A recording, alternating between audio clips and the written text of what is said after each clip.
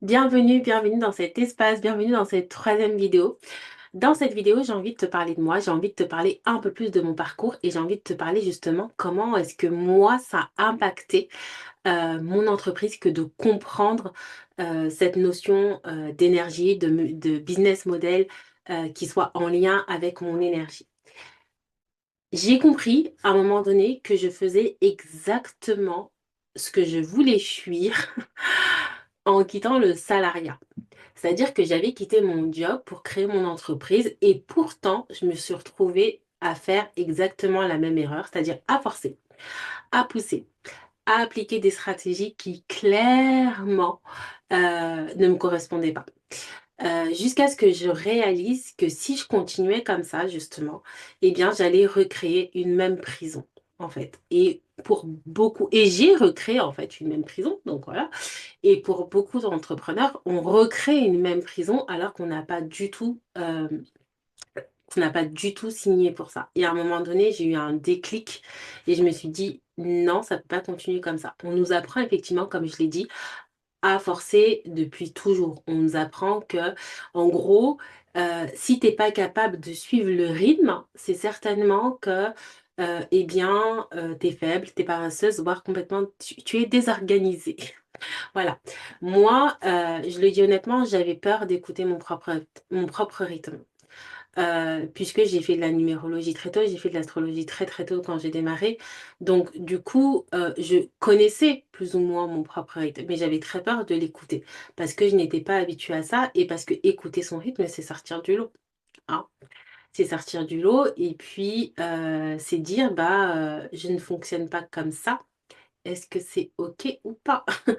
Donc voilà. Donc moi j'avais très peur, mais faut savoir qu'écouter son rythme, eh bien, ça demande une vraie discipline. Et c'est pas une discipline où on force, mais c'est une discipline où on reste fidèle à soi. En fait, la vraie discipline pour moi, elle est là. C'est quand on dit, voilà, discipliné dans son business, dans son entreprise, etc. C'est la discipline d'être fidèle, en fait, à soi et pas forcément discipline en mode je bosse dur. Ce que j'ai fait concrètement, en fait, pour moi, la première fois que en fait, ce qui a changé, ce qui a tout changé réellement pour moi à un moment donné, alors ça s'est pas du tout fait au début de mon business, mais ce qui a tout changé pour moi à un moment donné, c'est d'écouter mon année personnelle. C'est aussi simple que ça. Ça a été de me dire, OK, Cyrielle, comment est-ce que tu peux être encore plus deep dans ton année personnelle? Tu parles de l'année personnelle, etc., etc. C'était pas forcément un élément que j'utilisais beaucoup en plus à l'époque, donc c'est pour ça que peut-être je l'avais pas écouté, je sais pas. Je l'utilisais pas forcément beaucoup, je savais en quelle année j'étais, mais c'est pas quelque chose que j'utilisais beaucoup. Aujourd'hui, c'est quelque chose qui pour moi est incontournable, même dans mes accompagnements. Mais ça a été d'écouter mon année personnelle et je pense que d'écouter l'année personnelle, en tout cas pour moi, ça a été rassurant parce que c'est comme un framework. C'est comme un cadre, c'est comme une carte, tu vois. Donc il y avait quelque chose, je pense, de rassurant. Comment est-ce que je peux rentrer dans ce cadre-là euh, et expérimenter ce cadre? C'est-à-dire que dans l'année personnelle, il y a quand même ce mouvement parce qu'il se passe plein de choses, etc. Mais il y a quand même un contenant. Donc pour moi, ça a été ça, ça a été de commencer à travailler avec mon énergie et pas contre mon énergie. Et donc les résultats, ça a été quoi? Ça a été honnêtement plus de clarté, moins d'efforts inutiles, des opportunités qu'on ne cherche pas. Moi, j'ai pas cherché des opportunités, elles sont venues à moi. Donc beaucoup plus de fluidité. Et je dirais surtout, et ça c'est quelque chose qui n'est enfin, je sais pas, qui n'est pas mesurable en tant que tel avec des chiffres et dont on parle peu, mais en tout cas, l'élément pour moi le plus important que je retiens, au-delà des résultats, au-delà des opportunités qui sont venues à moi, etc., c'est cette paix intérieure que j'ai ressentie. C'est comme si, ouais, il y a des vagues, ouais, il y a du mouvement, mais je suis en paix en fait. Je suis en paix parce que il y a une partie de moi qui connaît le cadre. Donc je suis en paix. C'est OK. Et ça, j'avais jamais ressenti ça en business. J'avais vraiment jamais ressenti ça en business. Et du coup, maintenant, tous les ans, c'est comment est-ce que je peux être encore plus deep, encore plus profonde dans mon année personnelle. Parce que je sais qu'elle est game changer. Et je sais que j'y suis pas encore à 100%. Je sais qu'il y a des trucs qui me réveillent en me disant, ah ouais, mais non, mais attends, est-ce que réellement je peux euh, construire ça ou faire ça par rapport à mon année. Je sais qu'il y a des choses où je suis pas encore 100% deep dedans. À chaque fois, chaque année, c'est comment est-ce que je peux y aller encore 10% de plus, encore 10% de plus, encore 10% de plus, parce que je sais que c'est game changer. Mais ça me demande euh, une discipline, une discipline dans le sens où, ok, je fais confiance à l'énergie, je fais confiance à ce framework. Et ça, j'ai jamais appris, donc j'apprends.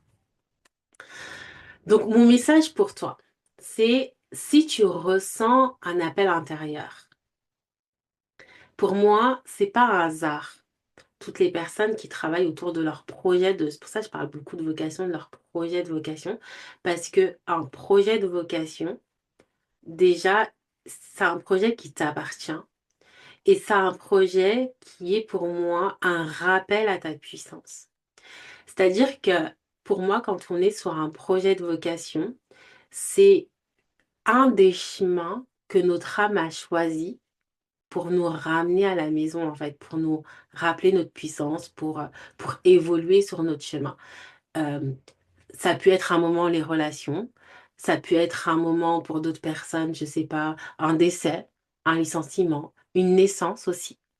Un handicap. Il y a plein de manières. Et moi, je trouve que le business, c'est une des manières qui existent, notamment quand on parle de projet de vocation. C'est pour ça que j'accompagne pas tout le monde, j'accompagne pas tous les projets. Pour moi, il faut qu'il y ait vraiment une énergie, il faut que ça vibre à l'intérieur de toi, il faut que je sente qu'en fait, ça vient te chercher. Ça vient te chercher dans ce que tu as de plus élevé. Et donc, forcer n'a jamais été, je pense, le contrat là-dedans. Je pense que forcer n'a jamais été le contrat, euh, n'a jamais été une voie vers notre puissance que de forcer. Et je dirais même c'est tout l'inverse. C'est quand on force, on se rétrécit, euh, on oublie qui on est. Alors que tout le chemin de la vocation, c'est de se rappeler qui on est, mais qui on est au-delà de notre identité étiquetée. Voilà. Donc aujourd'hui, moi, je suis persuadée que le vrai succès, en tout cas, c'est le chemin que j'ai envie de partager, c'est le chemin que moi, je marche, c'est d'aligner son business avec son énergie. Donc, c'est d'avoir un business model qui prenne en compte les éléments de notre matrice énergétique. Donc, j'en ai cité quelques-uns.